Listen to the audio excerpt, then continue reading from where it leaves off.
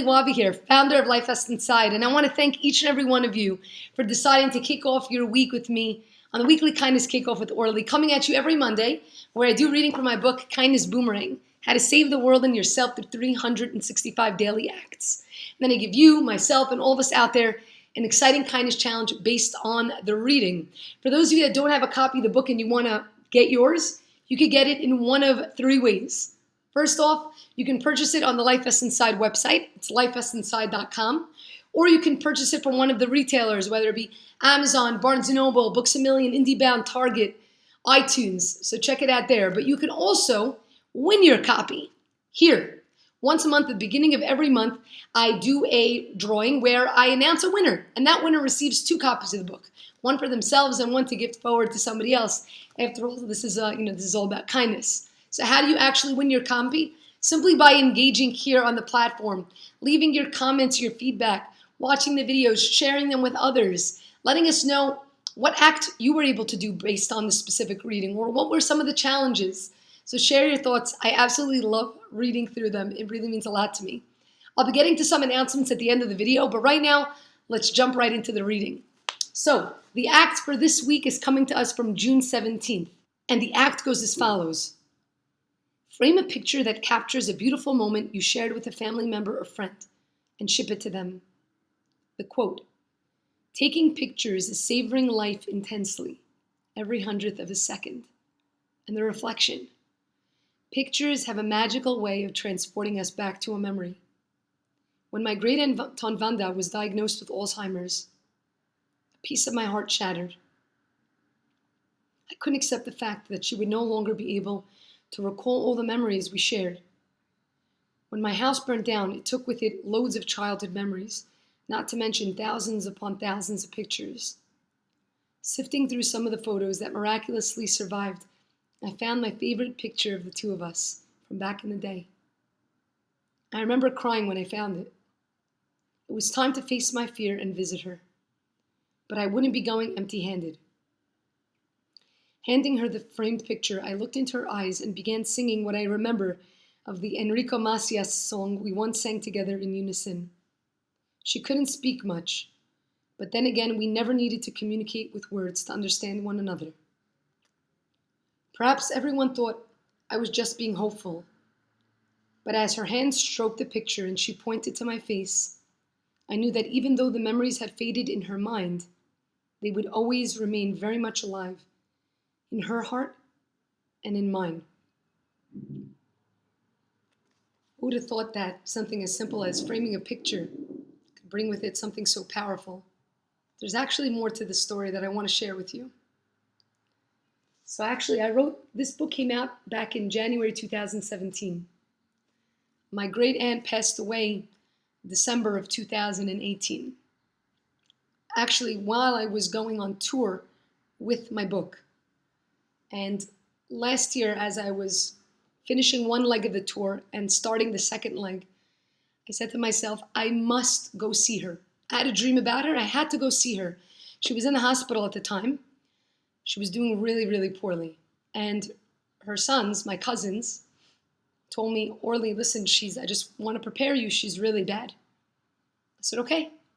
I went ahead, searched again for this same exact picture from this story, found it, brought with me the music, the Enrico Macias song, and I also brought with me a little bit of a perfume that she used to wear. It's called mazahar. It's a specific smell, rose water. I think that's what it's called in English. It's rose water. And I remember the reason I decided to go listen to this craziness of a story. I was on the first leg of my tour, and I happened to bump into somebody from my community who I knew his sister, okay? I hadn't seen him in years, and he was talking to me about his aunt that he also took care of, and that he would go and he would visit her, and he would bring with him a picture, and he would bring with him a smell, and he told me there's all about engaging the senses of the person, because when you engage all the different senses, certain aspects of them are able to come back. Even though I think he mentioned she also had Alzheimer's, and it got me thinking about my Tante Vanda. And so when I got back from that first leg of the tour, I said, I have to go see her. And so I went. I was really nervous for what I was about to see. because she was really one of the closest people to me. I was not an easy kid, and my tante Vanda was always the one to stick up for me. And she understood me in a way that really nobody else did, to be honest. And I walked into the room with those three things: the sound, the music, the song, right, the picture, and the smell, that perfume. And I started talking to her, and her eyes were open. Now, I didn't know that this was a big deal, but you'll understand what I'm saying in a second. Her eyes were open, and I start putting on the song for her. I'm singing with her, and I'm showing her the picture, and I'm putting the smell for her to smell, and I'm engaging with her. And I know her memory was completely gone. They said this orderly, completely. She doesn't have memory of anything. She can't even speak. She's not even up. And I'm engaging with her this picture, and I'm sitting and sharing with her stories about the pictures as I'm showing it to her, and she's hearing the music. And the craziest thing happened. She grabbed my hand, and she was holding it so tight and just stroking my hand so tight as if not to leave her. And she was looking in my eyes, and as if to say, I know who you are. I promise you guys, I felt it. She knew who I was, even though she couldn't speak. And she tried very much to speak, but she had a tube in her throat. So it was very, very difficult for her. I was there for maybe a couple of hours, and I saw in her eyes, she knew who I was, and she was scared. And I started talking to her through the picture and through the singing. And she was holding on to me as if to say, please don't leave.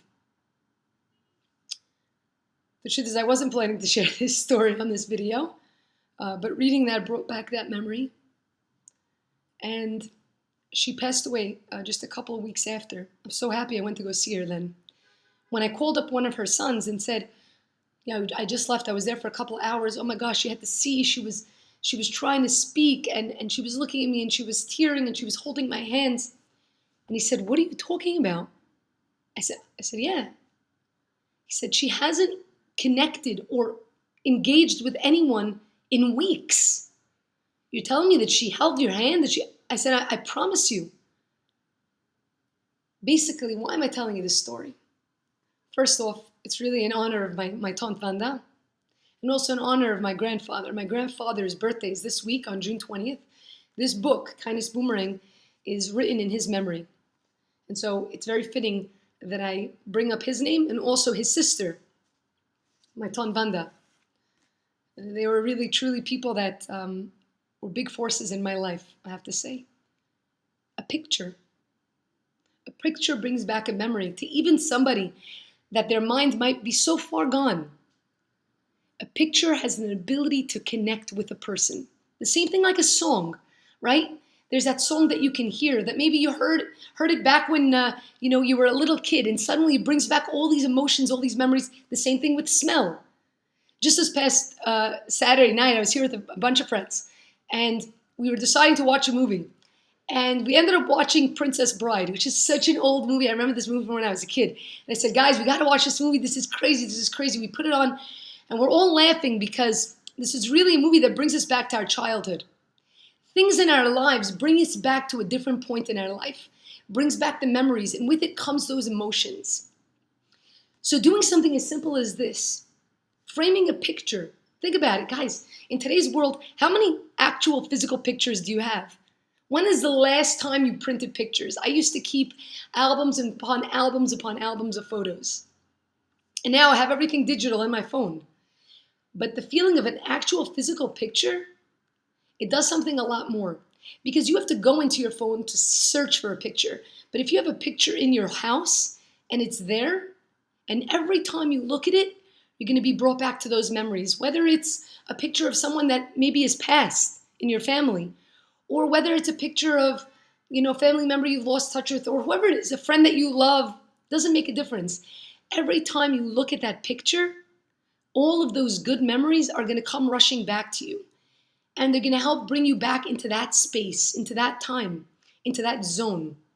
So, the challenge for all of us, myself included this week, is to take a picture.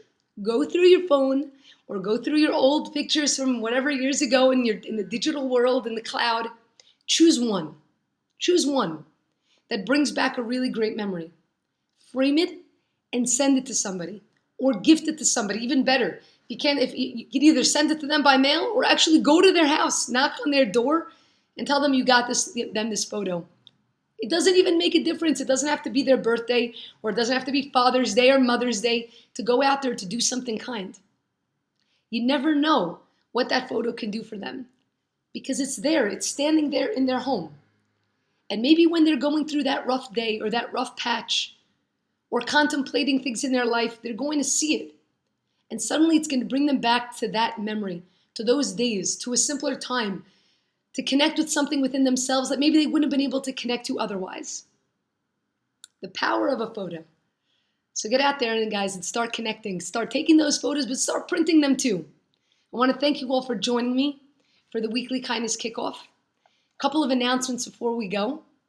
First off, the LifeVestInside website is up. I'd love to get your thoughts. Thank you so much for those of you that have gone through it and shared with me your feedback. I really appreciate it. You now have the ability to sign up for one or both of our newsletters. The Daily Kind, which goes out every day, Monday through Friday. It's a 30-second read with an act of kindness, inspirational quote, positive affirmation, and kindness media showing you something positive going on in the world. Or you could also sign up for our Kindness Flash. It goes out once a month in the beginning of the month, and it focuses on a specific theme. So for example, this month's theme is hope. So there is an act, a quote, a story, a book, a movie, a talk, all to do with the theme and my own thoughts as well. And this is really a great way to connect with us. It's both content that we create and curate. If you go to the website, click on sign up, and there you'll have the ability to sign up for one or for both of the newsletters.